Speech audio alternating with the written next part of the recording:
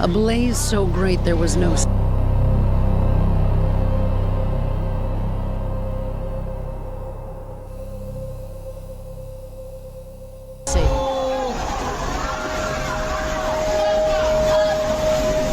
A tragic situation has been unfolding. 9 teenagers.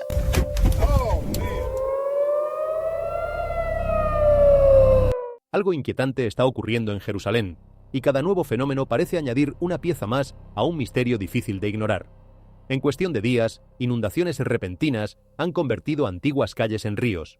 Una violenta tormenta de granizo ha golpeado los olivos milenarios del Monte de los Olivos. Y sobre la ciudad santa, el cielo ha adquirido un intenso tono rojo que ha dejado imágenes sorprendentes. Por separado, cada acontecimiento podría explicarse mediante la ciencia o la meteorología. Pero cuando todos ocurren casi al mismo tiempo, y en una ciudad tan importante para la historia bíblica, las preguntas comienzan a multiplicarse. ¿Estamos ante una extraña sucesión de fenómenos naturales? ¿O Jerusalén está mostrando señales que la humanidad todavía no ha conseguido comprender? Hoy analizaremos cada uno de estos acontecimientos, su posible significado y la relación que muchos encuentran con antiguas advertencias bíblicas. Presta mucha atención, porque lo que está sucediendo podría cambiar por completo tu manera de ver Jerusalén y los tiempos que estamos viviendo.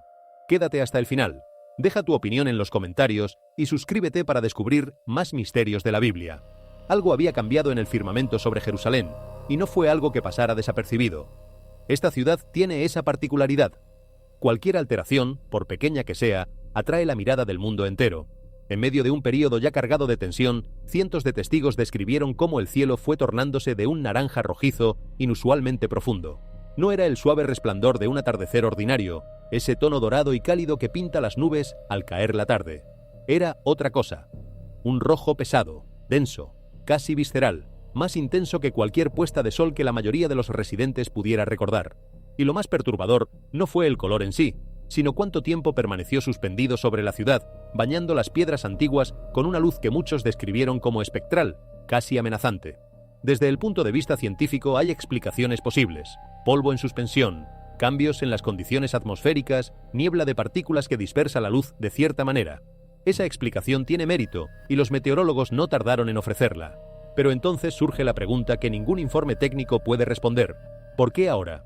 ¿Por qué en este preciso momento, cuando la región atraviesa una de sus etapas de mayor tensión histórica? Para muchos de los testigos, la pregunta no era solo sobre la causa física del fenómeno, era sobre su significado. Y entonces comenzaron a llegar los reportes desde otros rincones del planeta.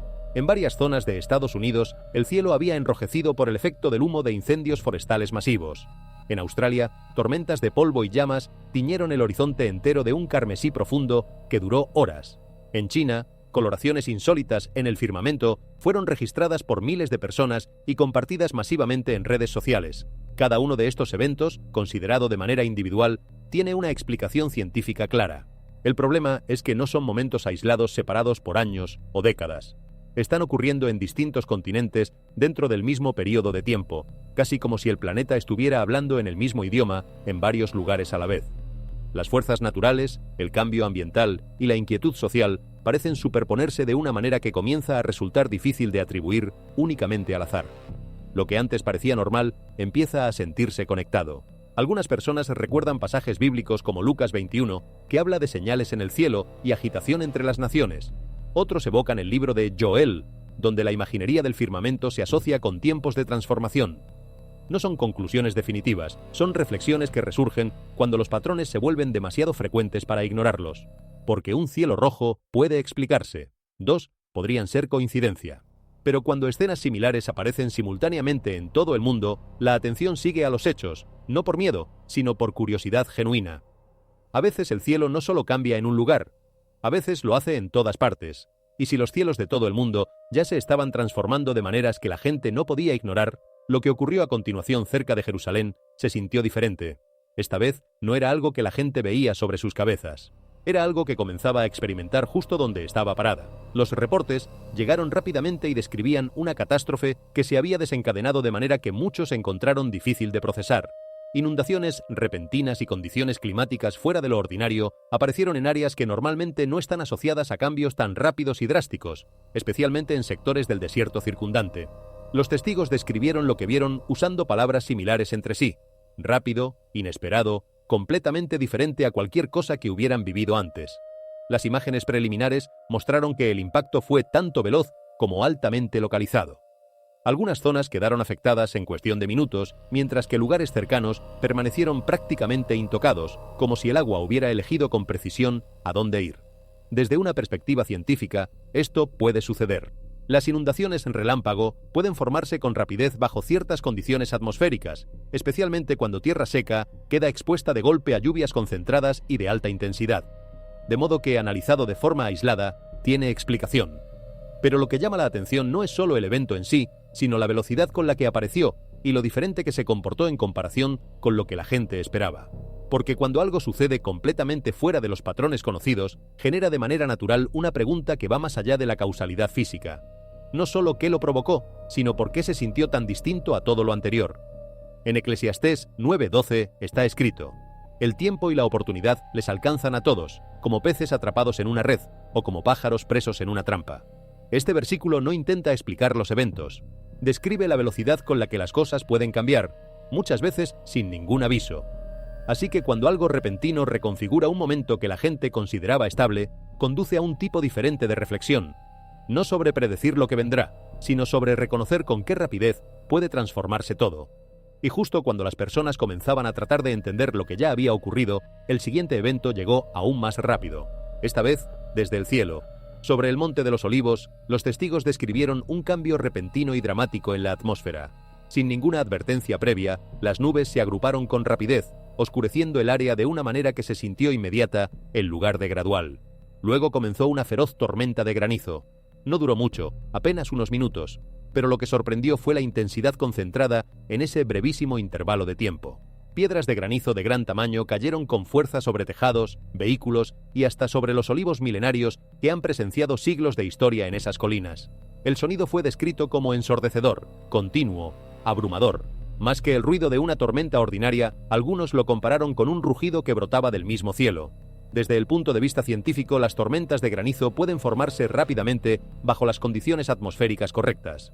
Las diferencias de temperatura, las corrientes ascendentes de las tormentas y los niveles de humedad pueden combinarse para crear eventos meteorológicos súbitos y poderosos.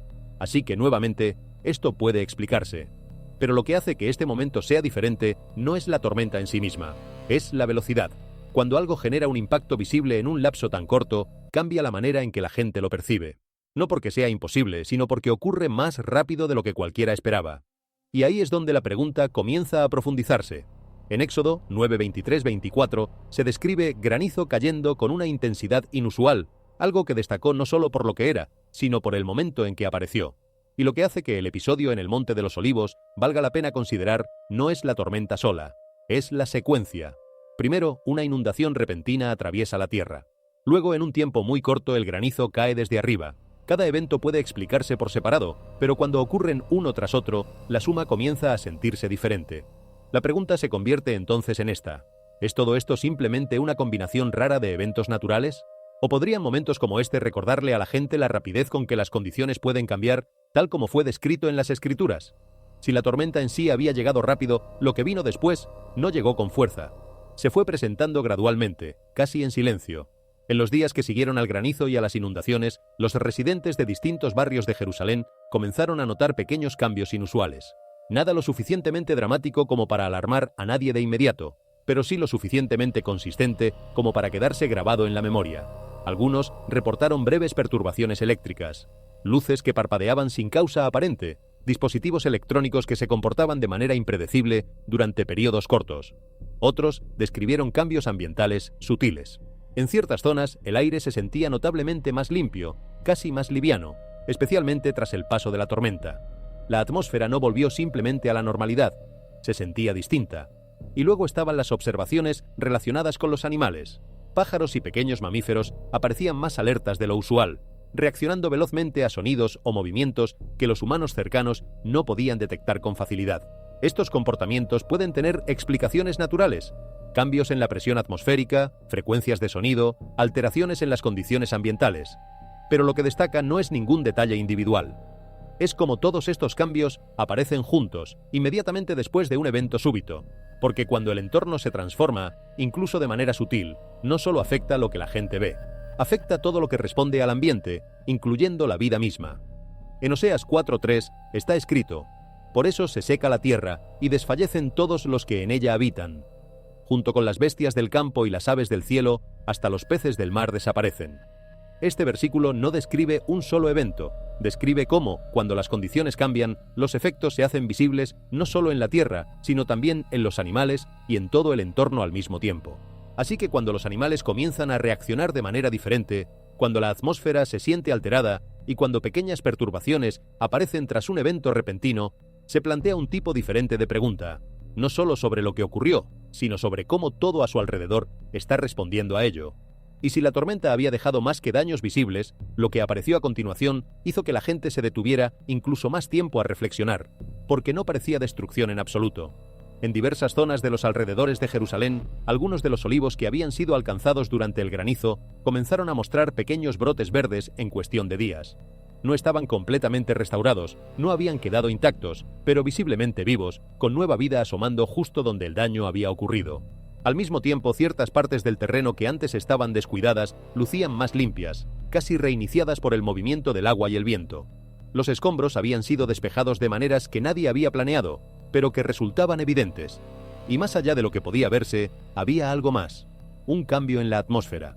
Algunos vecinos describieron una sensación de calma que llegó después del caos. No dramática, no abrumadora, pero presente de manera suficientemente perceptible como para ser sentida. Desde una perspectiva natural, esto puede suceder. Las plantas pueden responder rápidamente bajo las condiciones correctas. La lluvia puede limpiar superficies. El aire puede sentirse diferente después de una tormenta. Así que, nuevamente, cada parte tiene explicación. Pero lo que resalta es el contraste. Lo que acababa de ser dañado ahora muestra señales de vida. En Romanos 11:17, el olivo es usado como símbolo de continuidad y vida, algo que puede ser podado pero que sigue siendo capaz de crecer de nuevo. Y en Isaías 61:11 está escrito: «Porque como la tierra hace brotar su renuevo, y como el huerto hace nacer lo que en él se siembra, así el Señor hará brotar la justicia». Estos versículos no describen únicamente la destrucción, describen lo que puede seguir a ella.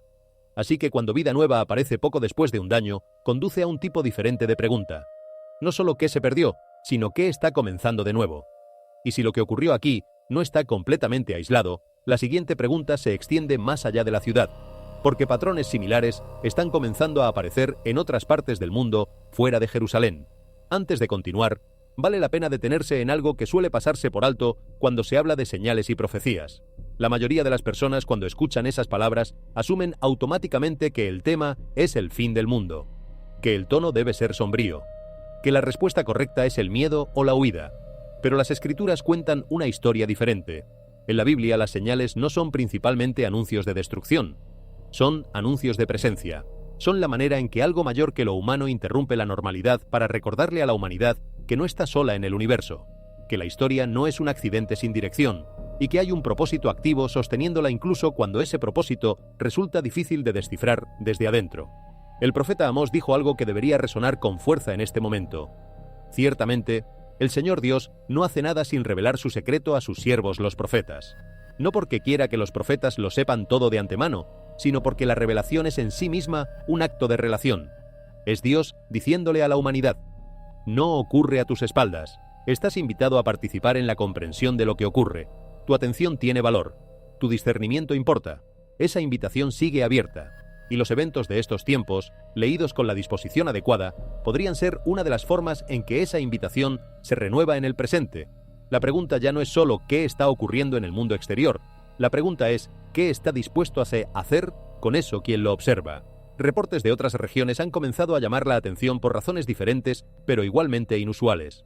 Frente a las costas de Florida, observadores han descrito actividad bajo la superficie del océano que no siempre sigue los patrones esperados. Algunos testimonios mencionan la liberación de gas desde formaciones submarinas, acompañada ocasionalmente de sonidos de baja frecuencia o vibraciones sutiles. Durante las noches, un tenue resplandor ha sido reportado sobre la superficie del agua en ciertas zonas, algo que puede vincularse a causas naturales como la bioluminiscencia o reacciones químicas. Así que por sí solos, estos eventos pueden explicarse. Pero lo que los hace destacar es el momento en que ocurren, porque mientras se observan cambios en una parte del mundo, en otras se notan tipos distintos de actividad inusual, no idénticos entre sí, pero ocurriendo dentro del mismo periodo de tiempo amplio.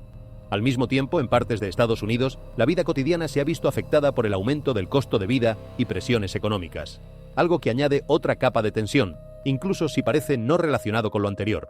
Cada situación tiene su propia explicación, ambiental, económica, natural, pero cuando comienzan a superponerse, crean algo diferente, una sensación de conexión no confirmada, pero notada.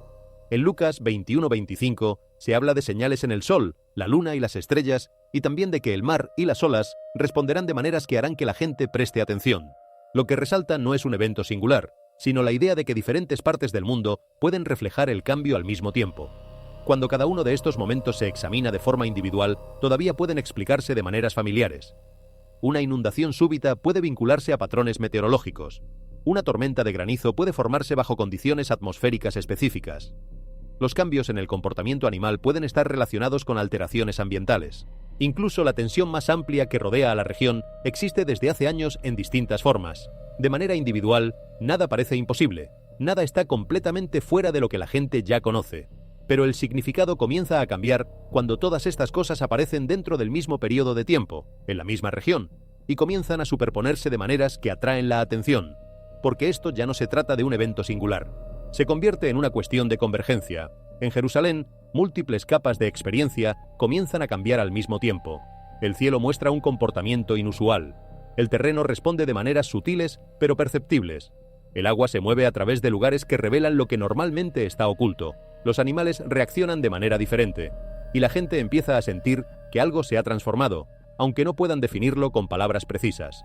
Eso es lo que hace que este momento se destaque, no la intensidad de ninguna señal individual, sino la manera en que aparecen juntas. En Lucas 21:25 se describen señales que aparecen en diferentes partes de la creación, en el sol, la luna y las estrellas, y en la tierra. Lo que resalta no es un evento singular, sino la presencia de múltiples señales a la vez, desplegándose en distintas capas del mundo simultáneamente. Así que cuando los cambios comienzan a aparecer en el cielo, la tierra y la vida al mismo tiempo, invita a un tipo diferente de reflexión. Pero aquí es necesario detenerse, porque esta idea de la convergencia merece una atención más profunda. A lo largo de la historia humana, las civilizaciones han desarrollado sistemas para interpretar señales del mundo natural. No porque fueran supersticiosas en el sentido peyorativo de la palabra, sino porque entendían que la naturaleza habla en un idioma que requiere atención sostenida para ser descifrado. Un solo evento climático no significaba nada. 2 podían ser coincidencia. Pero cuando 3, 4, 5 fenómenos distintos se presentaban dentro del mismo periodo y en el mismo lugar, los observadores de todas las culturas y tradiciones entendían que algo merecía una reflexión más seria. Lo que estamos presenciando hoy en Jerusalén y alrededor del mundo no es simplemente una serie de eventos climáticos o geológicos que un departamento de meteorología puede procesar y archivar. Opera en múltiples niveles al mismo tiempo. En el nivel más superficial, sí, hay explicaciones científicas para cada fenómeno individual. Nadie está negando eso. Pero en un nivel más profundo, el nivel de los patrones, el nivel del significado, algo diferente está ocurriendo. Y ese nivel es el que las escrituras invitan constantemente a examinar. Considera por un momento la estructura de cómo aparecen las señales bíblicas. No llegan en forma de un solo evento masivo e inconfundible que obliga a todo el mundo a arrodillarse. Si fuera así, no se necesitaría fe, no se requeriría discernimiento. La fe, tal como la entiende la tradición bíblica, no es la certeza ante lo obvio, es el reconocimiento de lo verdadero en medio de lo ambiguo. Y ahí es exactamente donde nos encontramos ahora. En un territorio donde los eventos son reales, los fenómenos son medibles, pero el significado exige una disposición interior para ser visto. Lucas 21 no es simplemente una lista de calamidades que vendrán, es una guía sobre cómo leer el momento presente. Jesús no dijo, cuando veas estas cosas, tiembla de miedo. Dijo, cuando veas que estas cosas comienzan a suceder, levanta tu cabeza. La postura que describe no es la de alguien paralizado por el terror, sino la de alguien que reconoce activamente lo que está viendo. La diferencia entre esas dos respuestas, el miedo y el reconocimiento, es enorme. Una te reduce, la otra te expande. Y aquí está el detalle que más sorprende de toda esta secuencia de eventos. No es que estén ocurriendo, es que muchas personas los están notando. En un mundo saturado de información, donde cada hora trae docenas de noticias que compiten por nuestra atención, donde las redes sociales convierten cada tragedia en contenido de consumo rápido y olvido inmediato, un número creciente de personas alrededor del planeta está prestando atención.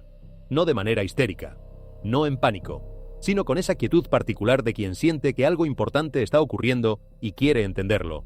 Esa atención misma es significativa. El libro de Joel habla de un tiempo cuando hombres y mujeres de todas las edades verán visiones y soñarán sueños, no como una fantasía colectiva, sino como una apertura espiritual que acompaña los tiempos de transformación. Cuando el mundo exterior se agita, algo en el interior humano también se despierta. No necesariamente con conocimiento pleno de lo que está ocurriendo, pero sí con la sensación de que la vida cotidiana ya no puede seguir exactamente igual que antes. Porque los momentos de convergencia hacen eso, interrumpen el piloto automático. Nos sacan del ritmo mecánico de cumplir listas de tareas, revisar el teléfono, planear el siguiente fin de semana y nos colocan de repente ante preguntas más fundamentales. ¿Qué es lo que realmente importa? ¿En qué estoy poniendo mi confianza? ¿Qué es lo que permanece cuando todo lo demás comienza a moverse? Estas preguntas no son nuevas. Han acompañado a la humanidad desde el principio. Pero hay épocas en que emergen con una urgencia particular, como si el momento mismo las exigiera. Y la respuesta que cada persona da a esas preguntas, en silencio, en privado, en el espacio entre lo que el mundo muestra y lo que el corazón siente, es la respuesta que más define quiénes somos. Pensemos también en la geografía de lo que está ocurriendo. Jerusalén no es una ciudad más, es el punto de intersección de tres grandes tradiciones religiosas. Es el lugar donde, según la tradición bíblica, se jugaron los momentos más decisivos de la historia espiritual de la humanidad. Cuando algo extraordinario ocurre en Jerusalén, no solo afecta a los residentes locales, llega al corazón de miles de millones de personas en todo el mundo que tienen una relación, ya sea religiosa, cultural o histórica, con esa ciudad. El cielo que se enrojece sobre el Monte de los Olivos no es el mismo que se enrojece sobre cualquier otro monte del planeta. Lleva el peso de todo lo que ha ocurrido en ese lugar durante milenios. Y ahí está otra dimensión de la convergencia que merece atención. La convergencia no solo de eventos físicos, sino de significados. Cuando el granizo cae sobre los mismos olivos que vieron a Jesús orar la noche antes de su crucifixión, cuando el agua inunda los mismos valles que los profetas recorrieron mientras proclamaban el juicio y la restauración de Israel, el espacio físico se convierte en algo más que geografía. Se convierte en texto, en un mensaje escrito en el lenguaje del lugar. Las escrituras hablan constantemente de este principio. La tierra en la Biblia no es un escenario neutral. Es un participante activo en la historia de Dios con la humanidad. El mar ruge porque tiene razones para rugir. Los montes tiemblan porque están respondiendo a algo. La tierra se abre porque algo debajo de ella ha llegado a un punto de quiebre. Esto no es poesía decorativa. Es una cosmovisión completa que ve la creación como algo que está vivo, que responde, que participa en la historia sagrada. Cuando el apóstol Pablo escribió en Romanos 8 que toda la creación gime y sufre dolores de parto, no estaba hablando solo metafóricamente. Estaba articulando una realidad que los profetas de Israel ya conocían, que el mundo material y el mundo espiritual no están separados. Se afectan mutuamente, se hablan entre sí, y hay momentos en la historia en que esa conversación se vuelve más audible para los que tienen oídos para oír. ¿Estamos en uno de esos momentos? Esa es la pregunta que cada persona que presta atención a estos eventos debe hacerse de manera honesta. No para dar una respuesta apresurada ni para ceder al pánico fácil, sino para dejar que la pregunta misma haga su trabajo de profundización interior. Existe una trampa que debemos evitar, la del apocalipsis espectacular. Estamos condicionados, en parte por el entretenimiento de masas, a imaginar el fin de los tiempos como algo cinematográfico. Explosiones, ejércitos de ángeles visibles a simple vista, el cielo abriéndose en una pantalla panorámica que nadie puede ignorar. Pero la Biblia misma sugiere que no siempre funciona así. El profeta Elías, después de su agotamiento en el desierto, no encontró a Dios en el viento poderoso que partió los montes, ni en el terremoto, ni en el fuego. Lo encontró en una voz apacible y delicada, lo que el hebreo llama Kol de Mamá Daka, algo así como el sonido del silencio más fino. Lo que el momento requería no era espectáculo, requería quietud y atención. Existe también una segunda trampa, la del escepticismo fácil. Así como el apocalipsis espectacular puede volverse una distracción, el descarte automático de cualquier significado espiritual también lo es. Decir, hay una explicación científica para cada cosa, es verdad en la mayoría de los casos, pero no zanja la pregunta de fondo. La ciencia puede decirnos el cómo, no puede decirnos el por qué. Y el por qué es exactamente la pregunta que estos eventos están planteando para quienes tienen la disposición de hacérsela. Existe una tercera realidad que no debe perderse. La historia de la fe siempre ha sido la historia de personas comunes que aprendieron a reconocer lo extraordinario en lo cotidiano. Noé no tenía radares meteorológicos, Abraham no tenía GPS, los pastores de Belén no tenían telescopios. Lo que tenían era una disposición a detenerse cuando algo les indicaba que debían detenerse. Una disposición a escuchar cuando el mundo ordinario comenzaba a hablar un idioma diferente. Hoy contamos con telescopios, satélites, sismógrafos y modelos climáticos de alta resolución, tenemos herramientas que los profetas antiguos no podían imaginar. Y precisamente por eso, paradójicamente, a veces tenemos más dificultad para ver lo que ellos veían con claridad, porque las herramientas no reemplazan la disposición interior. Y sin esa disposición, el radar más sofisticado del mundo no te enseña a reconocer una señal cuando está frente a tus ojos. Entonces, ¿qué hace una persona con toda esta información? ¿Qué hace alguien que honestamente no sabe si lo que está viendo es simplemente meteorología y geología, o algo más? La respuesta que ofrecen las Escrituras es sorprendentemente modesta y práctica. Prestar atención. Mantenerse despierto. No cerrar los ojos cuando el mundo comienza a mostrar algo diferente. No apresurarse a etiquetar ni a catalogar, sino permanecer en la pregunta con suficiente paciencia como para que la respuesta pueda llegar en su propio tiempo. Hay una diferencia crucial entre la vigilancia que genera miedo y la vigilancia que genera claridad. El miedo cierra, la claridad abre. El miedo te hace correr a acaparar provisiones o a buscar gurús que te expliquen la fecha exacta del fin del mundo. La claridad te hace regresar a lo esencial. ¿Cómo estoy viviendo? ¿Qué relaciones importan? ¿En qué dirijo mi tiempo? ¿Qué tipo de persona quiero ser cuando las cosas se ponen difíciles? Esas preguntas no se responden en un momento de pánico. Se responden en la quietud cotidiana, en las decisiones pequeñas y consistentes, en la manera en que tratamos a las personas más cercanas a nosotros cuando nadie está mirando. Y eso nos lleva al corazón de lo que todo esto realmente significa. Si hay un mensaje que atraviesa toda la Biblia de principio a fin, no es «el mundo se va a acabar, corran». Es este: en medio de todo lo que cambia, hay algo que no cambia. Los tiempos difíciles tienen una manera particular de despojar lo accesorio y dejar expuesto lo esencial. No siempre es cómodo ese proceso, muchas veces duele. Pero lo que queda después del despojamiento, si uno lo atraviesa con los ojos abiertos, suele ser más valioso que lo que se perdió en el camino. Las tradiciones espirituales de todas las épocas lo han entendido así: el desierto que formó a Moisés, la cárcel que formó a José, el exilio que formó a Daniel, la cruz que, desde la perspectiva cristiana, fue el acto definitivo de transformación de la pérdida en ganancia, de la muerte en vida, del fin en comienzo. Ese patrón no pertenece solo al pasado, se repite en cada generación porque es parte de la manera en que funciona la realidad espiritual. No como crueldad, sino como pedagogía. No como castigo, sino como invitación a crecer en profundidad, en compasión, en sabiduría, en la capacidad de sostener la propia vida desde un centro que no depende de las condiciones externas para mantenerse firme.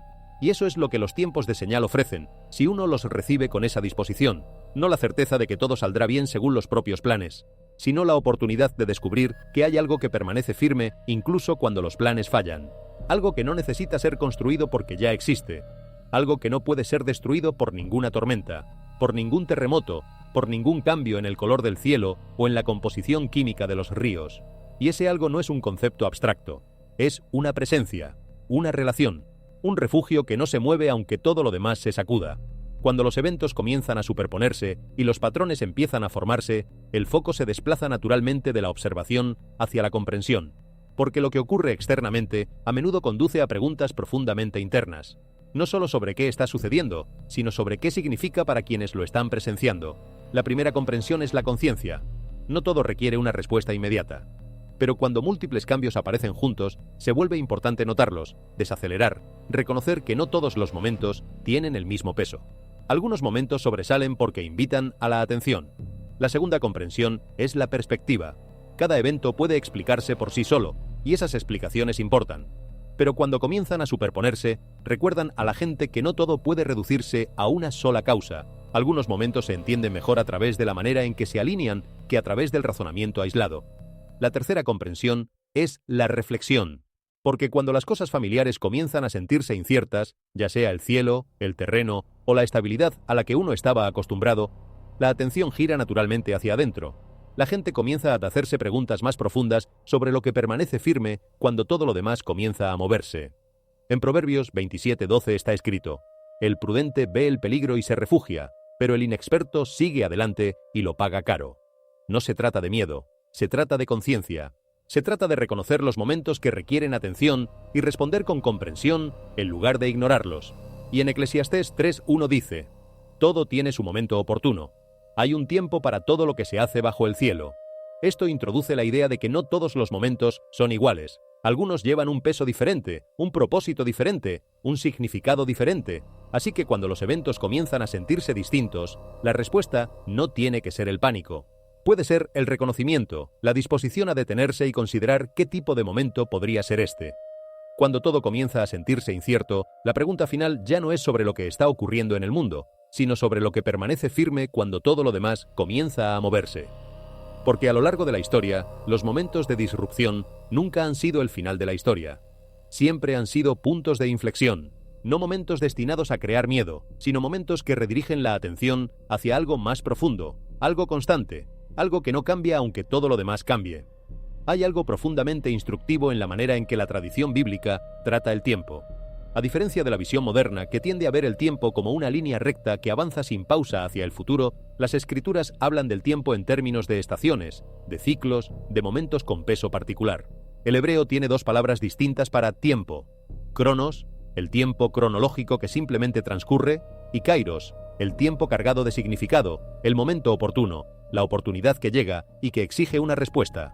No todos los momentos son iguales. Hay momentos que son simplemente tiempo que pasa, y hay momentos que son kairos, umbrales, puntos de inflexión, instancias en que lo que ocurre en el mundo exterior está también llamando a algo en el mundo interior. La pregunta que los eventos actuales plantean, más allá de las explicaciones científicas y de los debates sobre si las señales son o no de origen profético, es si estamos en un momento kairos, no en el sentido de que todo termine mañana o de que debamos entrar en pánico inmediato, sino en el sentido más sencillo y más serio.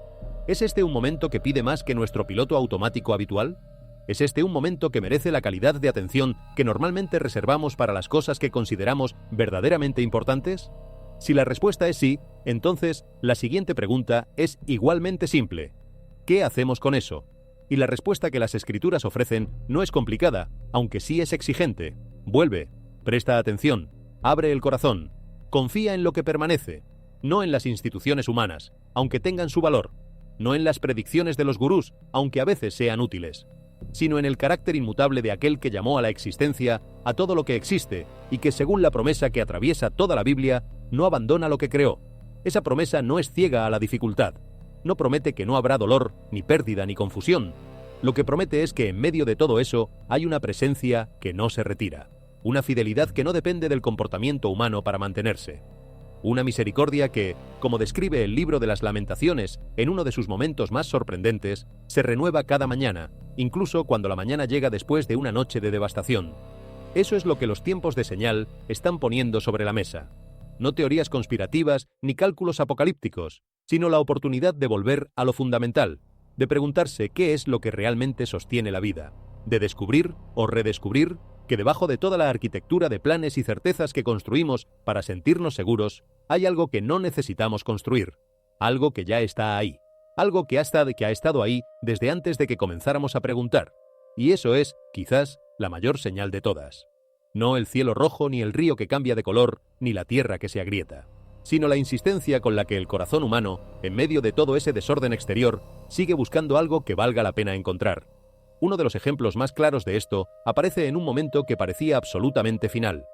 En el Evangelio de Juan 11, la historia de Lázaro describe una situación donde toda esperanza parecía haberse evaporado. Lázaro ya llevaba varios días en la tumba.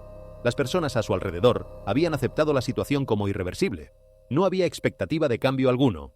El resultado parecía cierto y definitivo, pero cuando Jesús llegó, no trató la situación como algo terminado. En cambio, habló, y en ese instante, algo que nadie esperaba sucedió. La vida regresó donde no había ninguna. La historia no siguió el final esperado. Dio un giro, y ese giro reveló algo fundamental. Lo que para los seres humanos parece definitivo, no siempre lo es en un sentido más amplio. Esa misma idea aparece en otro momento que siguió a un gran desastre. En el libro del Génesis, después de que el diluvio había cubierto la tierra, todo había cambiado. La tierra ya no era la misma. El mundo había sido remodelado.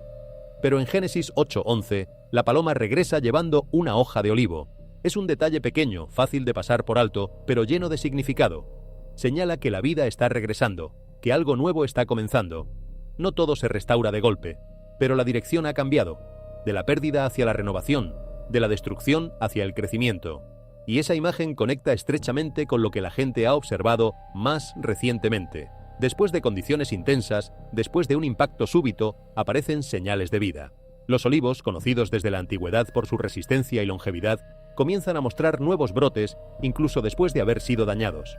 Esto no borra lo que ocurrió, no niega el impacto, pero introduce algo más en el cuadro: recuperación, continuación, vida avanzando hacia adelante. Este patrón no es nuevo. Aparece a lo largo de las Escrituras. En Isaías 61:11 dice que así como la tierra hace brotar las semillas, algo nuevo puede emerger incluso después de condiciones difíciles. No sucede de manera instantánea, no siempre sigue un calendario predecible, pero sucede, y eso es lo que cambia el significado del momento. Cuando el crecimiento sigue a la disrupción, la historia se convierte en algo más que lo que se perdió. Se convierte en lo que está comenzando de nuevo. Otro pasaje añade una capa más profunda a esta comprensión. En Romanos 15:13 dice: que el Dios de la esperanza los llene de toda alegría y paz a ustedes que creen en Él. No es una afirmación que dependa de condiciones perfectas. No está atada a que todo salga como se esperaba. Existe incluso cuando la incertidumbre está presente. Y eso es lo que la hace diferente. La esperanza no es algo que aparece solo después de que los problemas están resueltos. Es algo que existe incluso mientras las preguntas permanecen sin respuesta. Esa idea cambia la manera en que la gente responde a todo lo demás. Porque en lugar de enfocarse solo en lo que está cambiando, la atención comienza a moverse hacia lo que permanece firme. Los eventos pueden cambiar, las condiciones pueden transformarse, las situaciones pueden volverse inciertas. Pero no todo se ve afectado de la misma manera. Algunas cosas permanecen constantes, y esas son las que comienzan a importar más. En Hebreos 13:8 dice que Jesucristo es el mismo ayer, hoy y por los siglos. Es una afirmación sobre la consistencia, sobre algo que no cambia aunque todo lo demás sí lo haga. Y eso se vuelve crucial en los momentos en que la gente intenta entender lo que está ocurriendo a su alrededor. Porque sin algo constante, todo puede sentirse inestable. Pero con ello hay un punto de referencia, algo que permanece firme independientemente de la situación. Esto también se refleja en el Salmo 46:1, que describe a Dios como refugio y fortaleza, una ayuda presente en los tiempos de angustia. No después de que la angustia haya pasado, no cuando todo ya se ha resuelto, sino durante ella, en medio de ella. Y eso cambia la manera en que se experimenta la incertidumbre, porque significa que la dificultad no elimina el apoyo, revela dónde se encuentra ese apoyo. Así que cuando la gente observa eventos, patrones y cambios, la respuesta no tiene que ser el miedo. Puede ser la reflexión, un momento para detenerse, un momento para considerar no solo lo que está sucediendo, sino lo que significa en un sentido más amplio. Si hay un mensaje consistente a lo largo de las Escrituras, es este: los momentos de incertidumbre son con frecuencia momentos de atención. No porque todo esté siendo explicado, sino porque algo está siendo revelado. Y eso conduce a una pregunta más personal. No qué está pasando en el mundo, sino qué está pasando dentro de la persona que lo observa. ¿A dónde va la atención cuando las cosas se vuelven inestables? ¿Hacia el miedo o hacia algo que permanece sin cambios? Porque esa elección da forma a todo lo que sigue. Proverbios 3:5-6 ofrece dirección en momentos como este. Dice que hay que confiar en el Señor y no depender únicamente del propio entendimiento. Esto no elimina las preguntas, no borra la incertidumbre, pero provee un camino hacia adelante incluso cuando las respuestas no son inmediatamente claras. Desplaza el enfoque desde la necesidad de explicar todo hacia saber en quién depositar la confianza. Y ese desplazamiento importa, porque cuando las personas comienzan a enfocarse en lo que permanece firme en lugar de en lo que está cambiando, su respuesta comienza a cambiar también. En lugar de reaccionar a cada momento, comienzan a responder con claridad. En lugar de ser abrumadas por la incertidumbre, comienzan a moverse con propósito. Esto no significa que los eventos sean ignorados, no significa que las preguntas desaparezcan, significa que esas preguntas ya no definen el resultado. El resultado no está determinado por la situación sola, está moldeado por el lugar donde se pone la atención.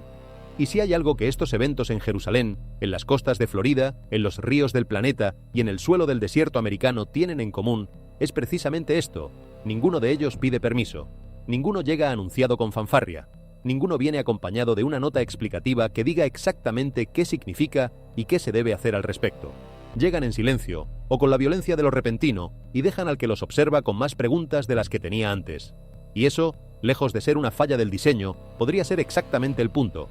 Porque si todo viniera perfectamente etiquetado, si cada señal tuviera su interpretación oficial adjunta, no habría nada que buscar. No habría ninguna disposición interior que desarrollar. No habría crecimiento en la capacidad de discernir, de distinguir lo importante de lo accesorio, de escuchar en medio del ruido. Los momentos que requieren discernimiento son los que forman el discernimiento. No existe otra manera. El libro de Proverbios, que es quizás el texto bíblico más orientado hacia la vida práctica cotidiana, hace una distinción que resulta cada vez más relevante entre el sabio y el insensato. No los describe en términos de inteligencia o de educación formal, Los distingue por su relación con las señales del entorno. El sabio, dice Proverbios 27:12, ve el peligro y se refugia. El insensato sigue adelante y paga las consecuencias. La diferencia no está en la información disponible, que es la misma para ambos. Está en la disposición a leerla. En un sentido profundo, este es el desafío de la hora presente. La información está disponible para todos. Las imágenes del cielo rojo sobre Jerusalén circulan en las mismas redes que los videos de gatos y las noticias de política. Los reportes sobre los ríos que cambian de color, sobre los temblores que se repiten, sobre los hallazgos arqueológicos junto al Jordán, están al alcance de cualquiera con conexión a Internet. Lo que varía de persona a persona no es el acceso a los hechos, es la capacidad y la disposición de leerlos como lo que podrían ser. Esa capacidad se cultiva. No se hereda automáticamente ni se descarga de ninguna plataforma. Se desarrolla en la práctica de la atención sostenida, de la oración, de la lectura de las escrituras, no como un ejercicio académico, sino como una conversación viva con el texto.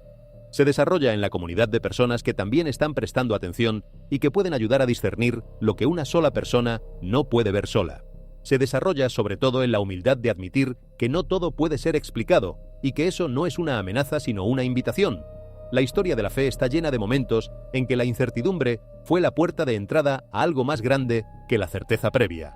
Abraham no estaba seguro de a dónde iba cuando salió de Ur de los Caldeos. Los discípulos no entendían lo que estaba ocurriendo mientras Jesús caminaba hacia Jerusalén sabiendo lo que le esperaba. María no tenía un manual de instrucciones para lo que el ángel le anunció. En todos esos casos, el momento de no saber fue precisamente el momento en que algo nuevo comenzó. No estamos en condiciones de afirmar con certeza que lo que estamos viviendo corresponde exactamente a las profecías bíblicas, ni de establecer una cronología precisa de lo que seguirá. Las escrituras mismas advierten contra ese tipo de arrogancia interpretativa. Jesús dijo explícitamente que nadie conoce el día ni la hora, ni siquiera los ángeles del cielo, solo el Padre. Esa declaración no es un obstáculo para la vigilancia, es su fundamento, porque la vigilancia que Jesús describe no consiste en calcular fechas, sino en estar listo, no en adivinar el momento, sino en vivir de tal manera que cualquier momento sea el momento correcto para ser encontrado. ¿Cómo se vive así? No en una tensión ansiosa que hace insoportable cada día de vida ordinaria, sino en esa particular combinación de ligereza y seriedad que caracteriza a quien sabe que lo importante está asegurado y que lo incierto pertenece a manos más capaces que las propias. Una combinación que la tradición cristiana ha llamado de diversas maneras: sobriedad de mente, paz que sobrepasa el entendimiento, confianza radical, fe activa. Todos estos términos apuntan a la misma disposición interior, la de alguien que no necesita controlar lo que no puede controlar porque ha depositado su confianza en quien sí puede. Y esa disposición practicada en los días ordinarios es la que permite responder con claridad en los días extraordinarios. Porque la serenidad que se necesita cuando el cielo cambia de color o cuando el suelo se agrieta no se improvisa en el momento.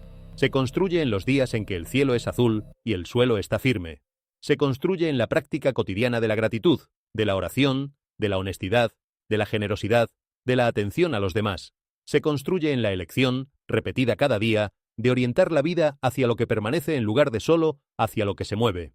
Todo lo que estamos describiendo, los cielos que se tiñen, los ríos que cambian, la tierra que tiembla, los hallazgos que emergen de las profundidades, forma parte de un cuadro que las escrituras llaman señales de los tiempos. No un catálogo de horrores diseñado para aterrorizar a la gente, sino un conjunto de indicadores que invitan a la atención, a la reflexión, a la reorientación. Las señales de los tiempos no existen para generar pánico, existen para despertar a quienes dormían, para recordar a quienes habían olvidado, para invitar a acercarse a quienes se habían alejado. Y si algo puede decirse con certeza sobre el momento actual, es que el número de personas que están prestando atención va en aumento, en todos los rincones del mundo, en todas las tradiciones espirituales, en comunidades que tienen poco en común entre sí, excepto la sensación compartida de que algo está cambiando. Hay una búsqueda creciente de sentido, de conexión, de algo que trascienda la superficie de lo cotidiano. Esa búsqueda es en sí misma una señal de que el corazón humano, por debajo de todas las capas de distracción y ruido, no ha perdido su capacidad de percibir que hay algo más. Cuando todo lo que parecía estable comienza a moverse, el ser humano enfrenta una disyuntiva que no puede diferir indefinidamente. No es una disyuntiva intelectual, del tipo que se resuelve consultando libros o buscando expertos. Es una disyuntiva interior. ¿En qué anclo mi vida cuando los anclajes que siempre di por seguros resultan ser más provisionales de lo que pensaba? ¿Qué es lo que permanece cuando el suelo tiembla, cuando los ríos cambian de color, cuando el cielo muestra cosas que los instrumentos no logran explicar del todo? Esta pregunta no es nueva. ha resonado en cada generación que vivió tiempos de convulsión. Los israelitas que cruzaron el desierto durante 40 años la conocían bien. Los primeros cristianos que vieron caer Jerusalén en el año 70 después de Cristo la vivieron en carne propia. Los creyentes de todas las épocas que sobrevivieron a plagas, guerras y colapsos de imperios aprendieron a sostener esa pregunta sin que los aplastara. Y lo que encontraron, invariablemente, no fue una respuesta que eliminara la incertidumbre. Fue una presencia que la acompañaba. La diferencia entre esas dos cosas, una respuesta que elimina la incertidumbre y una presencia que la acompaña, es enorme. La primera es lo que busca el pensamiento moderno: certeza, control, predecibilidad. La segunda es lo que ofrece la fe bíblica: compañía en medio de lo incierto. No la promesa de que todo será fácil, sino la promesa de que no estarás solo mientras lo difícil transcurre. Y esa promesa, sostenida por miles de años de experiencia humana en medio de las peores circunstancias imaginables, es lo que hace que la fe no sea un escape de la realidad, sino una manera de habitarla más profundamente. Considera la estructura del Salmo 23, quizás el más conocido de todos los textos bíblicos. No dice, aunque camines por valles sin peligro. Dice, aunque camines por el valle de sombra de muerte. La oscuridad no desaparece. El valle no se convierte en una llanura soleada. Lo que cambia es la compañía. No temeré mal alguno porque tú estarás conmigo. El fundamento del Salmo no es la ausencia de amenaza, es la presencia en medio de ella. Esto importa ahora mismo porque es tentador leer los eventos actuales de una de dos maneras igualmente equivocadas. La primera lectura: todo tiene explicación científica, así que no hay nada de qué preocuparse. La segunda: el mundo se está acabando, todo está perdido, no hay esperanza. Ninguna de las dos hace justicia a la complejidad del momento. La primera descarta demasiado rápido la dimensión que las Escrituras insisten en señalar. La segunda colapsa en una desesperación que las Escrituras prohíben explícitamente, porque la esperanza no es opcional en la fe bíblica, es un mandato. La tercera lectura, la que emerge de una comprensión honesta de las Escrituras, es esta: los tiempos de convulsión son tiempos de revelación. No todo lo que se revela es cómodo, pero todo lo que se revela es verdadero. Y la verdad, aunque a veces duela, siempre libera más de lo que aprisiona. ¿Qué se está revelando en este momento particular? Varias cosas a la vez. Se está revelando la fragilidad de los sistemas en los que la humanidad confió demasiado: los financieros, los geopolíticos, los ambientales, los institucionales. Se está revelando que la Tierra misma tiene una historia que los seres humanos no siempre leyeron con atención. Se está revelando que la brecha entre el mundo visible y el mundo invisible es más porosa de lo que el racionalismo moderno quiso admitir. Y se está revelando que hay en el corazón humano un hambre de significado, de conexión, de algo que trascienda el ciclo de consumo y distracción, que ninguna prosperidad económica ha logrado satisfacer. Esa hambre no es debilidad, es la señal de algo que falta y que debería estar ahí. Como el dolor físico que indica al cuerpo que algo requiere atención, el hambre espiritual indica al alma que hay una necesidad que no ha sido satisfecha. Y la pregunta que estos tiempos plantean es si la gente está dispuesta a escuchar esa señal en lugar de seguir sofocándola con más ruido. El apóstol Pablo, escribiendo desde una prisión romana a la comunidad de Filipos, dijo algo que resulta casi paradójico en su contexto: regocíjense en el Señor siempre. Y otra vez digo, regocíjense. No lo decía desde la comodidad, no lo decía desde la certeza de que todo saldría bien según los planes humanos. Lo decía desde un lugar de confinamiento físico, de incertidumbre sobre su propio futuro, de presión constante desde múltiples frentes. Y sin embargo, la exhortación era al gozo. ¿Cómo se explica eso? Se explica porque el gozo bíblico no está fundado en las circunstancias. Está fundado en algo que las circunstancias no pueden tocar. La frase que lo define viene unos versículos después: la paz de Dios, que sobrepasa todo entendimiento, guardará vuestros corazones y vuestros pensamientos en Cristo Jesús. Una paz que sobrepasa el entendimiento no es una paz que se puede fabricar con pensamiento positivo o con técnicas de manejo del estrés. Es algo que llega desde afuera, desde un nivel de realidad que trasciende el análisis humano y que produce estabilidad interior, incluso cuando todo lo exterior está en movimiento. Eso es precisamente lo que los tiempos de señales y de sacudidas están invitando a redescubrir. No el pánico de quien cree que todo se acaba, no el descuido de quien cree que nada tiene importancia, sino la quietud de quien confía en que hay una mano que sostiene la historia, incluso cuando la historia no sigue los guiones que los seres humanos escribieron para ella. Y esa quietud no llega por esfuerzo propio, llega por elección. La elección de dirigir la atención hacia lo que permanece en lugar de solo hacia lo que cambia. La elección de hacer preguntas en lugar de apresurarse a conclusiones. La elección de abrir el corazón a una presencia que las Escrituras prometen que está disponible para quien la busca honestamente, sin importar cuánto tiempo haya pasado desde la última vez que buscó, sin importar cuántas dudas acompañen la búsqueda. Porque la fe bíblica nunca exigió la ausencia de dudas, exigió la disposición de seguir adelante con ellas. Los grandes personajes de las Escrituras no fueron personas que nunca cuestionaron, fueron personas que cuestionaron y que, en medio de sus preguntas, encontraron que la presencia que buscaban era más sólida que cualquiera de sus dudas. Abraham salió sin saber a dónde iba. Moisés pidió ver el rostro de Dios en medio de su agotamiento. David escribió salmos de desesperación junto a salmos de alabanza. Job preguntó sin filtros y sin autocensura, y Dios le respondió no con una explicación del sufrimiento, sino con una revelación de su propia grandeza que hizo que las preguntas de Job se sintieran respondidas aunque no fueran respondidas en sus propios términos. Eso es lo que puede suceder en los tiempos de señales. No la claridad inmediata, no la resolución instantánea de todas las preguntas, sino el contacto con algo más grande que las preguntas mismas. El encuentro con una presencia que, paradójicamente, hace que las preguntas que antes se sentían asfixiantes comiencen a sentirse manejables. No porque hayan desaparecido, sino porque hay algo más grande que ellas sosteniendo el espacio en que existen. ¿Es eso lo que está disponible ahora, en medio de cielos que cambian de color, de ríos que se secan y se tiñen, de tierra que se abre y de aguas que surgen desde las profundidades? Las Escrituras lo afirman con una consistencia que atraviesa milenios, y la única manera de verificarlo no es intelectual, es personal. Es la decisión de aproximarse en lugar de mantenerse a distancia, de preguntar en lugar de descartar, de permitir que lo que está ocurriendo afuera haga también su trabajo adentro, porque ahí es donde reside el significado más profundo de todo lo que está siendo observado, no en el espectáculo de lo que ocurre afuera, por más impresionante o perturbador que sea, sino en lo que esos eventos externos son capaces de despertar adentro, en el terreno donde se forma el carácter, donde se toman las decisiones que definen quiénes somos, donde se construye o se destruye la capacidad de vivir con sentido en medio de lo incierto. Y ahí, en ese terreno interior, la única herramienta que realmente funciona no es el análisis, ni la predicción, ni el control. Es la confianza. La confianza que descansa en algo más grande que uno mismo. La confianza que no es ingenuidad, sino la forma más madura de sabiduría que existe. La de reconocer los propios límites y depositar lo que no puede ser controlado en manos que sí pueden sostenerlo. No en los datos meteorológicos, ni en los registros sísmicos, ni en los análisis arqueológicos, aunque todos ellos tienen su lugar. El significado más profundo está en lo que estos eventos hacen en el interior de los que los observan, en las preguntas que despiertan, en el hambre que revelan, en la posibilidad que abren de que la vida pueda ser vivida desde un centro más profundo que el que la rutina cotidiana suele permitir descubrir. Y si hay una invitación que atraviesa todos estos fenómenos, es esta: no los uses para entrar en pánico. No los uses para construir teorías que te den la ilusión de control sobre lo que no puedes controlar. Úsalos para lo que los tiempos de señal siempre han servido en la historia bíblica, para despertar, para recordar lo que importa, para regresar si es que te alejaste, o para acercarte por primera vez, si es que nunca lo habías hecho, al único que permanece firme cuando todo lo demás se sacude.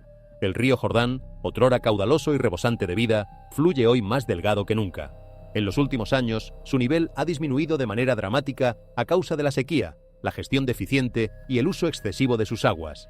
En algunos tramos, el cauce que alguna vez fue poderoso queda al descubierto, seco y agrietado, revelando lo que durante siglos permaneció sumergido. Pero con la pérdida del agua ha llegado algo más. Descubrimientos inexplicables y perturbadores que parecen llevar escrita la profecía bíblica en cada piedra expuesta. Una mañana tranquila, los lugareños cercanos al río Jordán fueron testigos de algo profundamente inquietante. El agua se había vuelto roja. No una tinción leve o una coloración turbia. El río corría de un rojo profundo, vívido como sangre.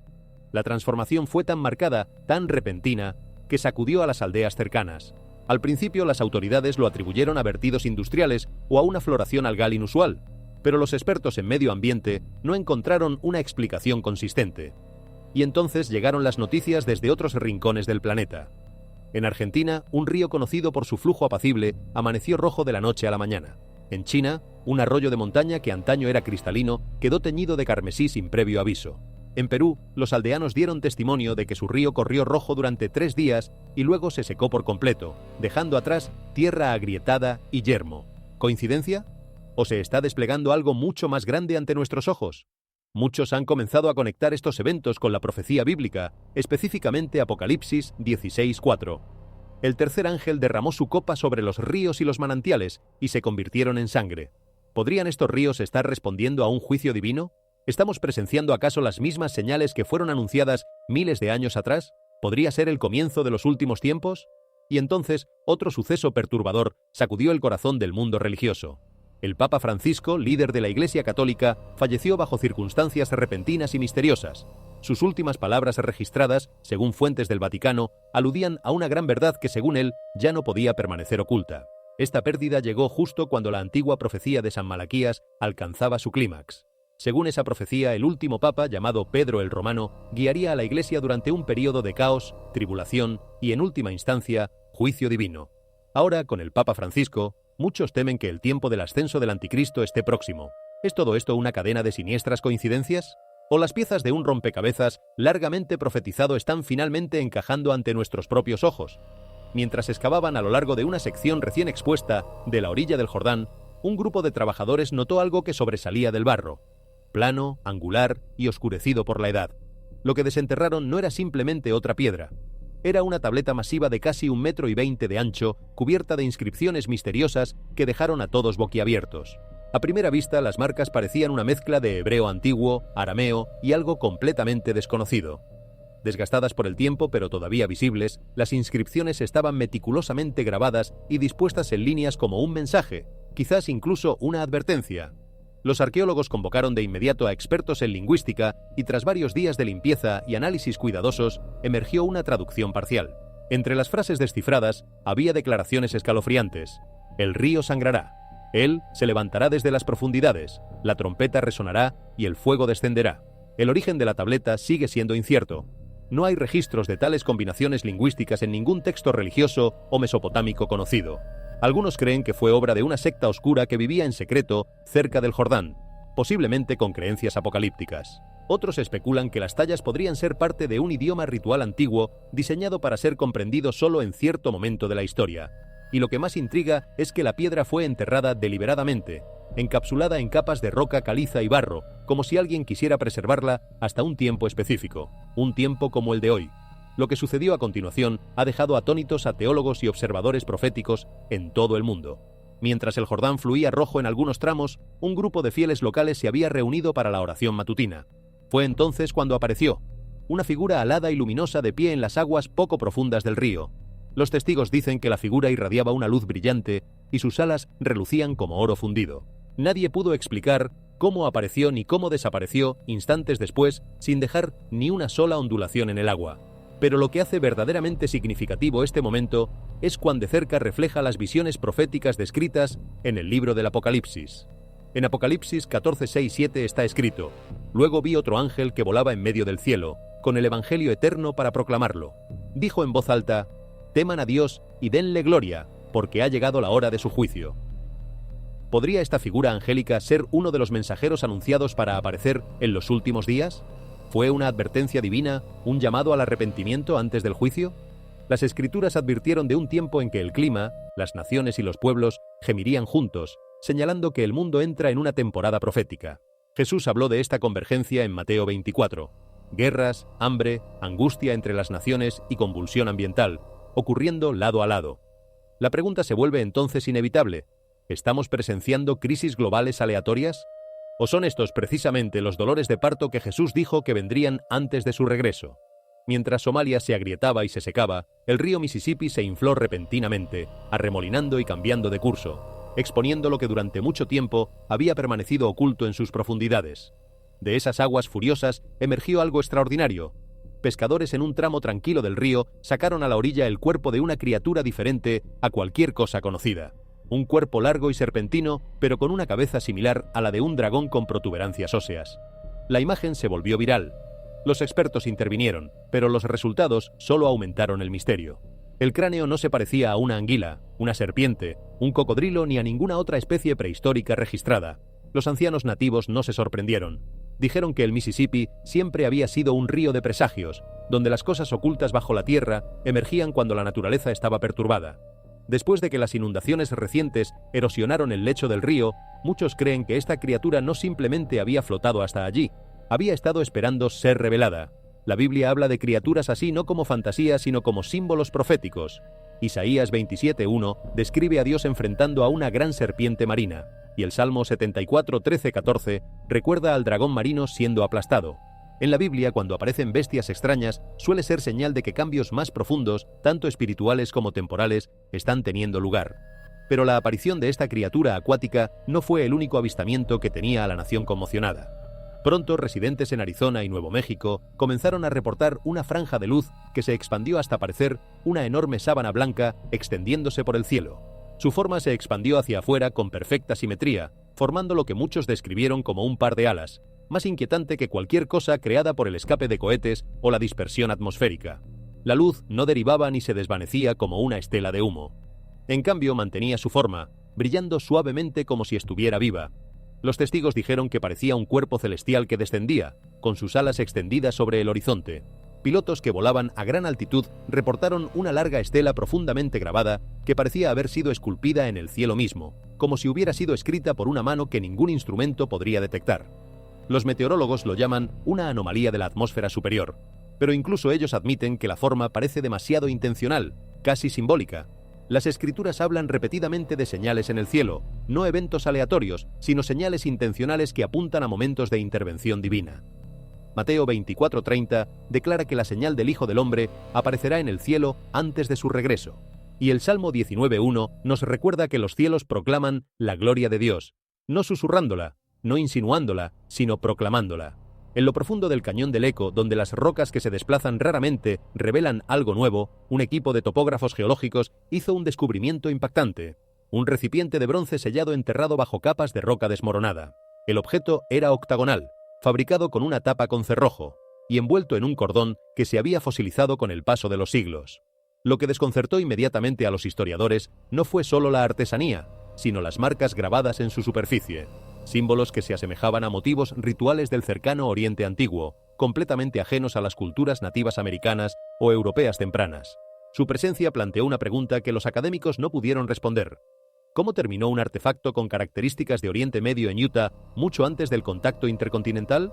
Algunos creen que fue sellado durante un periodo de convulsión, destinado a ser desenterrado solo cuando el mundo entrara en otra crisis.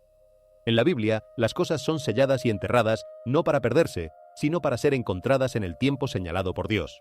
Jeremías 32:14 lo deja claro: pon estos rollos en un frasco de barro para que se conserven por mucho tiempo, lo que significa que hay verdades, advertencias y evidencias que Dios quiere guardar para una generación futura, para ser abiertas solo cuando llegue el tiempo espiritual apropiado. Job 12:22 añade: saca a la luz las cosas ocultas en las tinieblas y lleva a la luz la sombra de muerte. A lo largo de la Biblia, cada vez que algo enterrado emerge de la tierra, es señal de que Dios se está preparando para hacer algo grande entre las naciones. En las últimas semanas, agencias estatales han confirmado la aparición de múltiples grietas que se extienden por vastas regiones desérticas. Algunas se extienden por kilómetros, atravesando el paisaje con una precisión que ha dejado atónitos a los geólogos.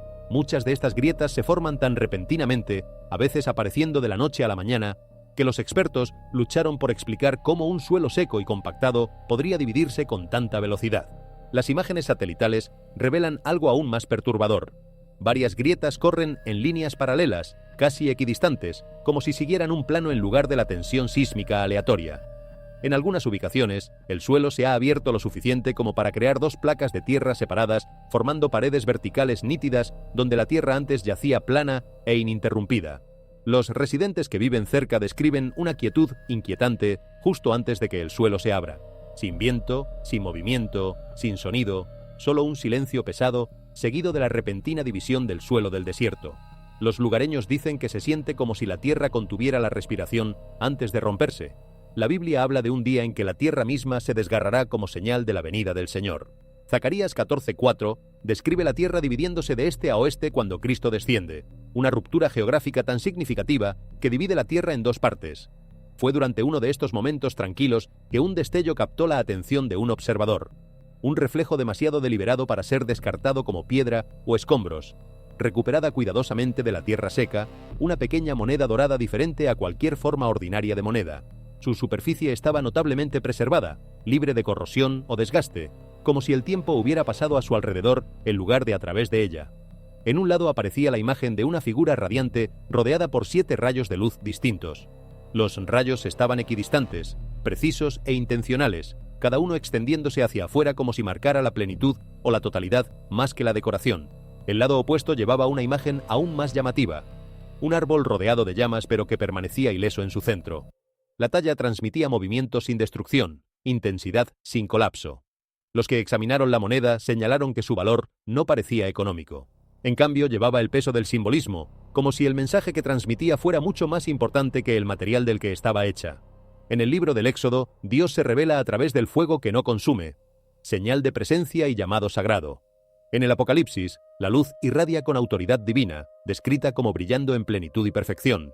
Los 7 rayos grabados en la moneda hacen eco de ese mismo lenguaje bíblico de completitud, a menudo asociado con la obra de Dios más que con el diseño humano. El Jordán ha sido siempre un lugar donde el llamado y la identidad son revelados. Los profetas fueron comisionados cerca de sus orillas. Jesús mismo comenzó su ministerio público en estas aguas. Ahora, mientras objetos que llevan signos de luz y presencia emergen a lo largo de sus márgenes, el simbolismo resulta difícil de ignorar. Mientras cada uno de estos descubrimientos surge uno a uno, el mundo a su alrededor continúa sin vacilación. Las calles siguen concurridas, los negocios abren a tiempo y las conversaciones se centran en planes, metas y distracciones. Nada parece urgente. Sin embargo, bajo este ritmo constante, las señales continúan apareciendo silenciosamente, pacientemente, acumuladas con el tiempo en lugar de anunciadas todas a la vez. A diferencia de los momentos de crisis repentina, estas advertencias no interrumpen la vida diaria. Llegan sutilmente, a menudo descartadas como coincidencia o curiosidad. Un titular aparece y se desvanece.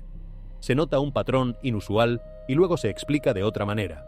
Cada señal por sí sola parece pequeña, pero juntas forman un patrón creciente que es difícil de ignorar para quienes están observando.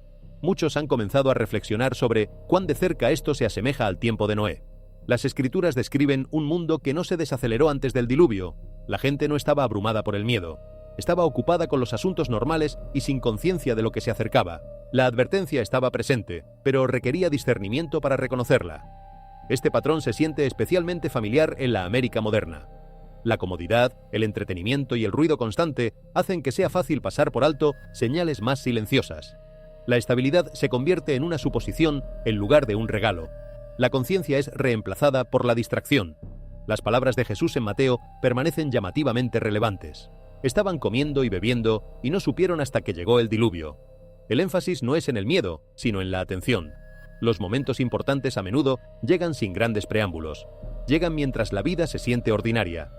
En el pasado tranquilo de una noche de California, algo que los ingenieros describieron como imposible comenzó a suceder en el lago Oroville. No fue causado por lluvias tormentosas ni por nieve que se derrite desde las montañas.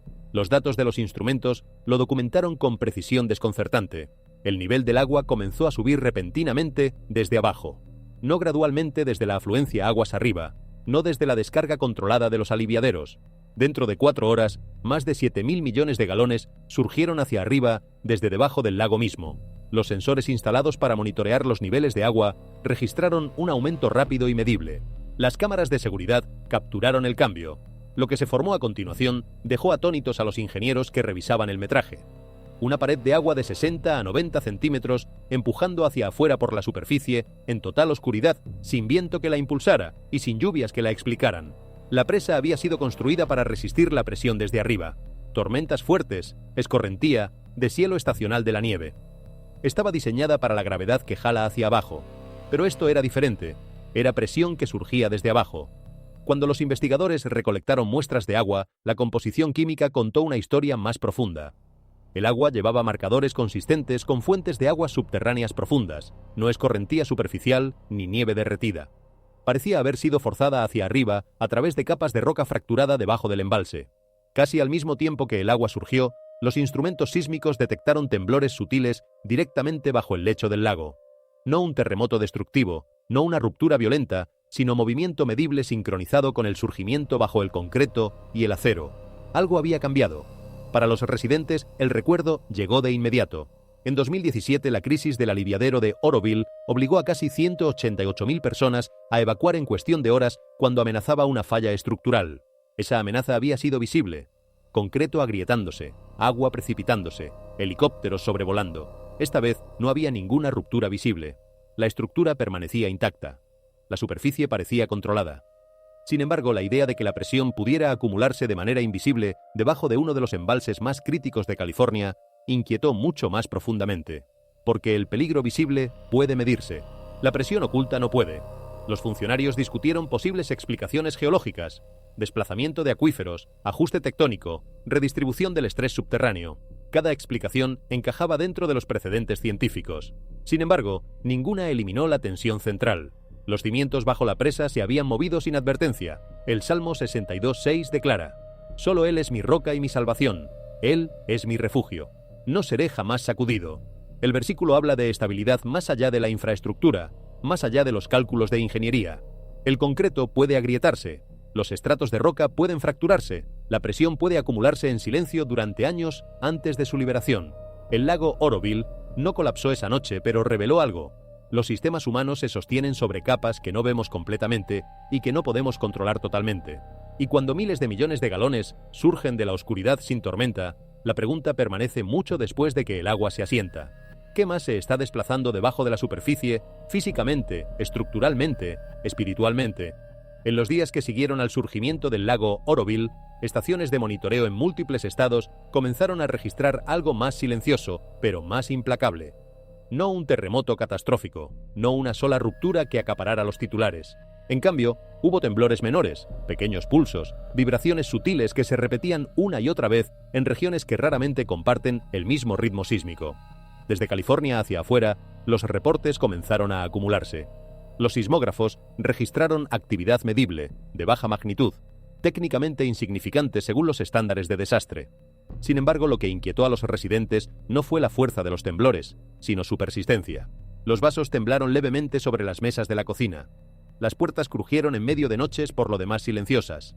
Los marcos de cuadros se desplazaron apenas ligeramente de su alineación. Individualmente, cada movimiento podía ser descartado. Juntos, cuando estos disturbios ocurrían repetidamente, a veces a diario, el patrón se volvió más difícil de ignorar. Grietas diminutas comenzaron a aparecer a lo largo de las paredes interiores, delgadas al principio, casi invisibles, luego ensanchándose gradualmente.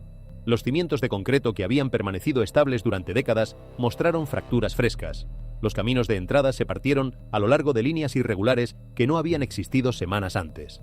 En algunas zonas, el suelo se hundió lo suficiente para formar hundimientos, tragándose porciones de aceras y forzando cierres repentinos de carreteras sin causa visible. Los temblores no fueron lo suficientemente destructivos para causar una evacuación inmediata.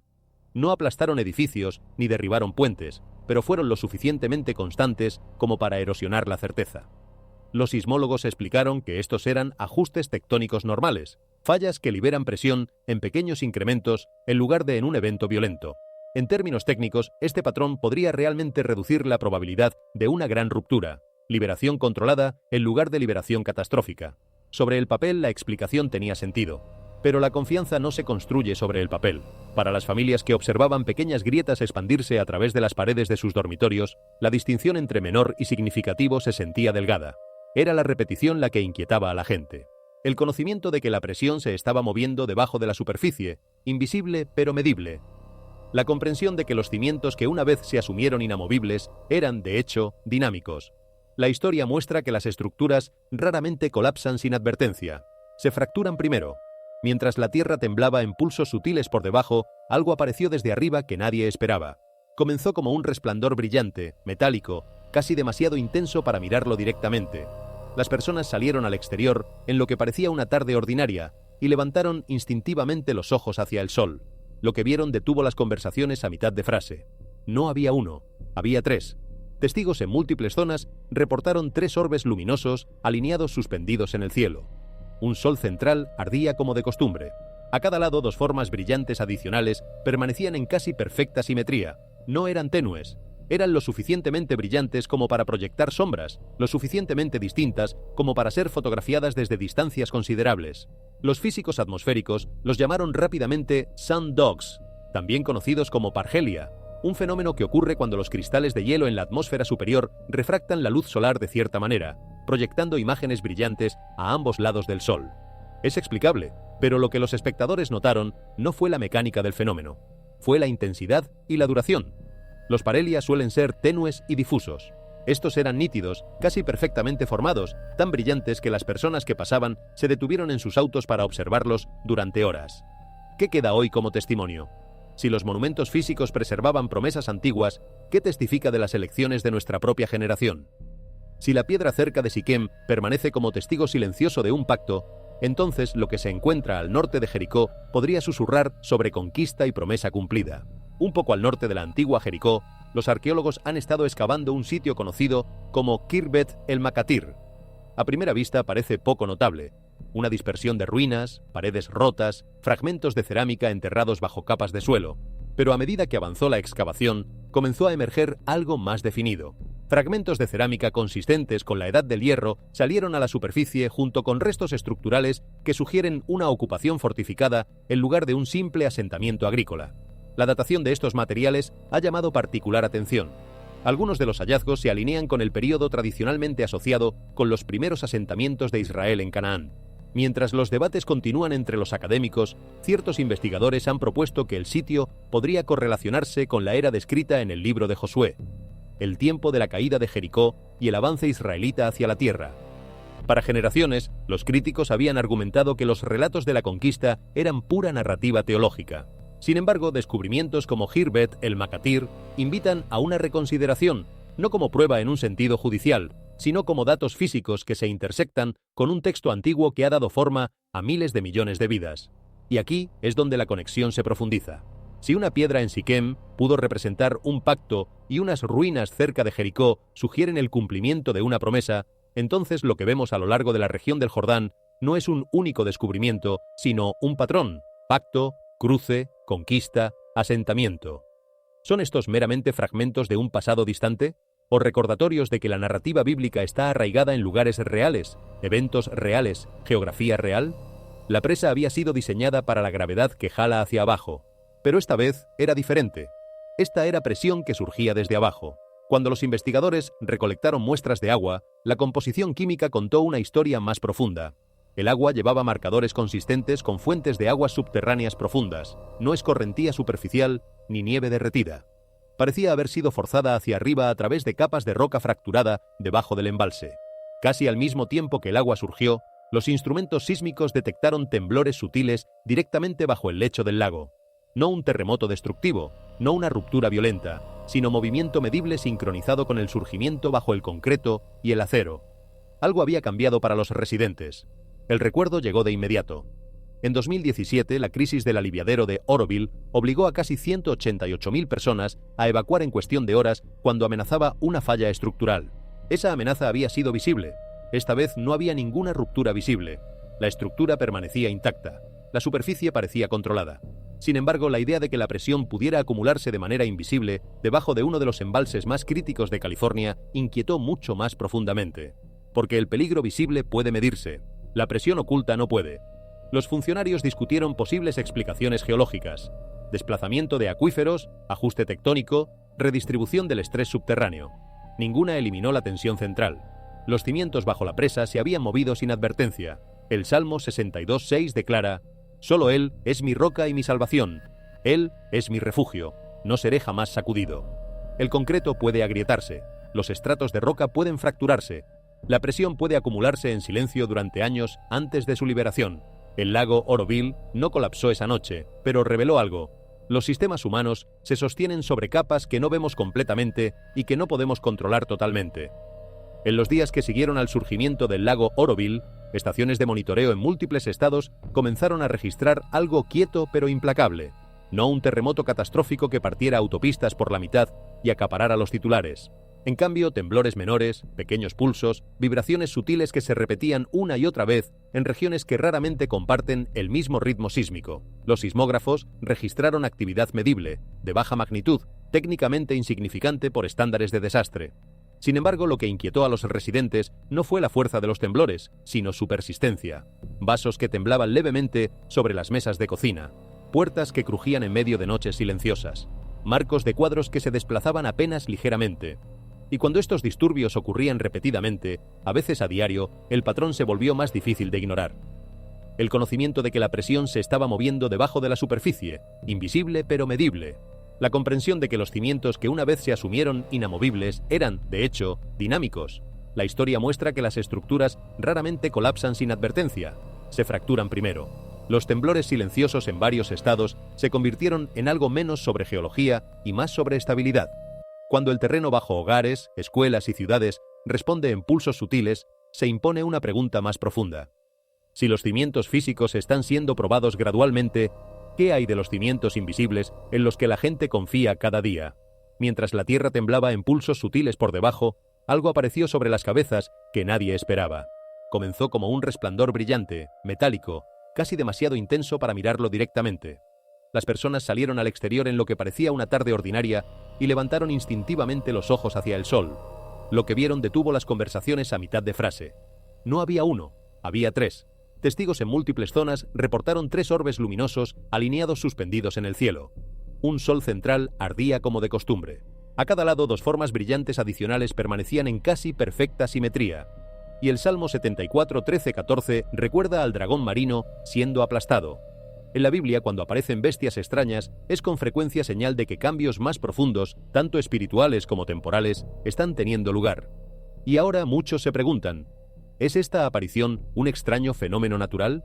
¿O es el recordatorio de una antigua profecía que nos habla de las cosas por venir?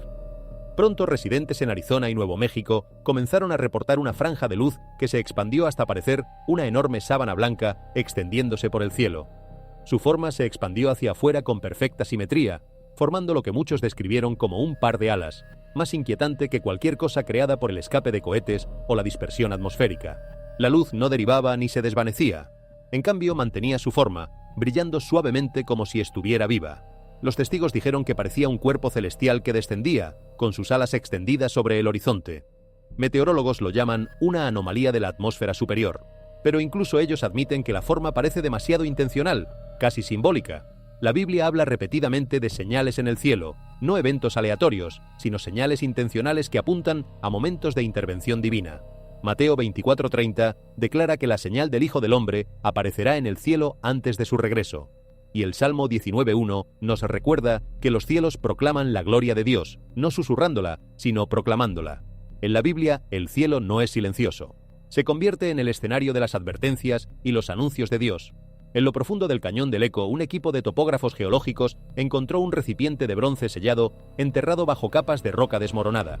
El objeto era octagonal, fabricado con una tapa con cerrojo y envuelto en un cordón que se había fosilizado con el paso de los siglos. Lo que desconcertó a los historiadores no fue solo la artesanía, sino las marcas grabadas en su superficie, símbolos que se asemejaban a motivos rituales del cercano Oriente Antiguo, completamente ajenos a las culturas nativas americanas o europeas tempranas. ¿Cómo terminó un artefacto con características de Oriente Medio en Utah mucho antes del contacto intercontinental? En la Biblia las cosas son selladas y enterradas no para perderse, sino para ser encontradas en el tiempo señalado por Dios. Jeremías 32:14 lo deja claro. Pon estos rollos en un frasco de barro para que se conserven por mucho tiempo. Job 12:22 añade, saca a la luz las cosas ocultas en las tinieblas y lleva a la luz la sombra de muerte. A lo largo de la Biblia, cada vez que algo enterrado emerge de la tierra, es señal de que Dios se está preparando para hacer algo grande entre las naciones. En las últimas semanas, agencias estatales han confirmado la aparición de múltiples grietas que se extienden por vastas regiones desérticas. Algunas se extienden por kilómetros, atravesando el paisaje con una precisión que ha dejado atónitos a los geólogos.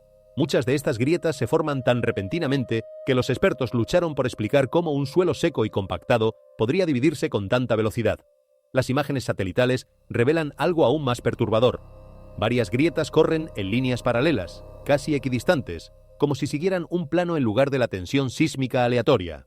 Residentes que viven cerca describen una quietud inquietante justo antes de que el suelo se abra. Sin viento, sin movimiento, sin sonido, solo un silencio pesado seguido de la repentina división del suelo del desierto. La Biblia habla de un día en que la tierra misma se desgarrará como señal de la venida del Señor. Zacarías 14:4 describe la tierra dividiéndose de este a oeste cuando Cristo desciende, una ruptura geográfica que divide la tierra en dos partes. Jesús también advirtió en Mateo 24:7 que habría terremotos en muchos lugares antes de que se desarrollara la temporada final, refiriéndose no solo a los terremotos, sino al fracturamiento del suelo mismo. Lo que vemos en el desierto americano no es meramente geología. Es un reflejo notablemente preciso de lo que las escrituras describen como una de las señales que preceden al gran cambio. Justo cuando el suelo se dividía en los desiertos del suroeste, un tipo completamente diferente de señal apareció a miles de kilómetros de distancia, esta vez no desde las profundidades de la Tierra, sino desde lo alto de ella.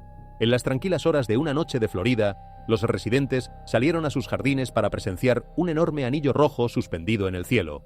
No se movía, no se expandía, no se desvanecía. Simplemente colgaba allí, perfectamente circular, brillando con el pulso lento de un corazón. Durante casi 20 minutos, el misterioso halo permaneció fijo en su lugar. Los videos muestran a familias de pie en sus garajes, vecinos llenando las calles, personas abandonando restaurantes y deteniendo sus autos en las autopistas solo para mirar hacia arriba en silencio. No era una aurora. La latitud era demasiado baja. No era el reflejo de un satélite. La simetría era demasiado perfecta. Y no era el lanzamiento de un cohete. No había movimiento, no había penacho, no había perturbación en la atmósfera. Los científicos rápidamente lo etiquetaron como una anomalía de luz del cielo, un fenómeno que involucra partículas cargadas en la atmósfera superior. Pero incluso ellos admitieron que un anillo tan perfectamente formado, tan estable, tan intenso en su resplandor carmesí, es casi imposible de producir de forma natural. El público no quedó convencido. En línea, el nombre se extendió de inmediato: la corona carmesí. Para muchos, ese título parecía apropiado.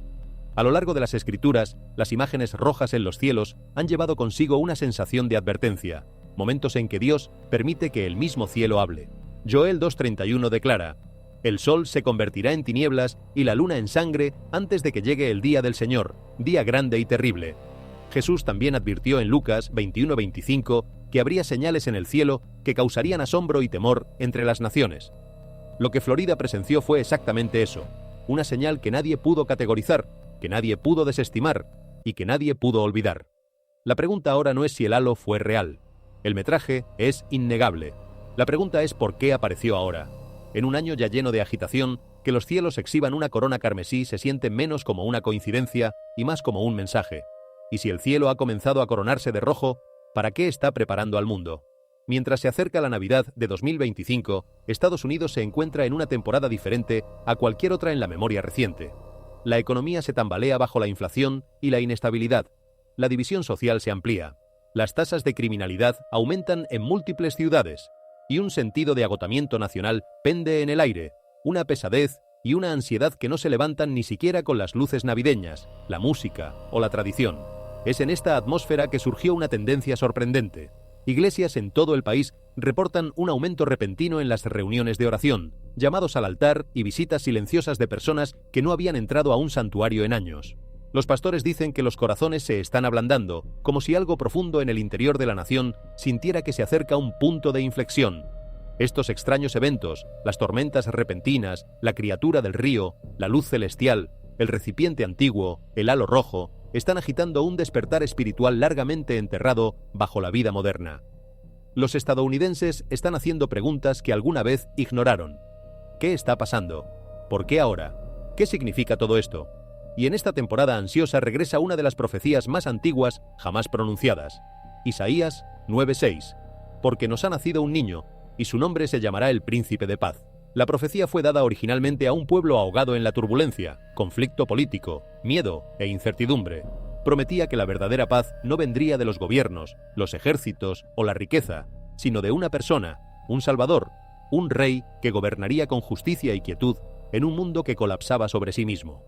Hoy, el mensaje se siente inquietantemente relevante. Cuando la paz desaparece, el anhelo por el Príncipe de Paz se vuelve más agudo. Cuando el mundo se oscurece, su luz se vuelve más fácil de ver. Y cuando las señales se multiplican alrededor de la Navidad, la temporada misma que celebra su primera venida, muchos se preguntan si están siendo testigos de recordatorios de su segunda. Estos eventos que aparecen durante las festividades no pasan desapercibidos para los estadounidenses. La gente pregunta: ¿por qué ahora? ¿Por qué en Navidad? ¿Por qué tantas señales en tan poco tiempo? Quizás porque la Navidad siempre ha sido una temporada de revelación. Primera en Belén. Y un día, de nuevo, porque la Navidad, más que ninguna otra celebración del calendario humano, es el recordatorio de que lo divino no se mantiene a distancia cuando el mundo lo necesita. Irrumpe, se hace presente, toma forma concreta en medio de condiciones que nadie habría elegido para semejante acontecimiento. Un establo, la noche, el frío, el olvido del mundo entero excepto de unos pocos pastores y de unos sabios que siguieron una luz. No fue el momento que los profetas imaginaron cuando describieron la venida del Mesías. Fue algo a la vez más humilde y más extraordinario que cualquier expectativa previa. Y esa capacidad de lo divino de sorprender, de llegar de maneras que nadie predijo, de aparecer donde menos se espera, es precisamente lo que hace que la vigilancia tenga sentido. No la vigilancia ansiosa de quien busca confirmar sus propias teorías, sino la vigilancia abierta de quien sabe que lo que viene podría ser completamente diferente de lo que imaginó, y que esa diferencia podría ser la mejor noticia de su vida. Si la nación está siendo atraída de vuelta al príncipe de paz en este momento, entonces lo que sigue podría ser aún más significativo que todo lo que ya hemos visto. A medida que cada nuevo fenómeno se desplegaba, los investigadores comenzaron a notar algo inusual. Ninguno de estos eventos estaba distribuido aleatoriamente a lo largo del año. Cuando los datos se disponían sobre una línea de tiempo, el patrón saltaba a la vista con una claridad que resultaba difícil de atribuir al simple azar. Las grietas en el desierto, el surgimiento de aguas subterráneas en el lago, los temblores repetidos, la aparición del halo rojizo en el cielo de Florida, el hallazgo de la tableta junto al Jordán, los avistamientos de los 3 soles, la criatura del Mississippi, todos habían ocurrido en un intervalo de semanas que coincidía con la aproximación del período más simbólicamente cargado del calendario occidental. No había manera de probar que esa concentración fuera intencional desde ningún punto de vista verificable científicamente, pero tampoco había manera de ignorar que estaba ahí, visible, consistente, resistiendo el descarte fácil. En cambio, ocurrieron dentro de una estrecha ventana estacional, agrupándose fuertemente alrededor del otoño tardío y el comienzo del invierno. No es la primera vez en la historia que las señales parecen concentrarse en momentos particulares del calendario. Las escrituras mismas están estructuradas alrededor de tiempos señalados, estaciones proféticas, momentos en los que el velo entre lo visible y lo invisible parece más delgado que en otros. Si el significado no se encuentra en una señal sola, sino en el patrón que forman juntas, entonces quizás la pregunta más importante no es qué está ocurriendo en el mundo exterior, es qué está ocurriendo en el interior de cada persona que lo observa. ¿A dónde va tu atención cuando las cosas se vuelven inestables, hacia el miedo o hacia algo que permanece sin cambios?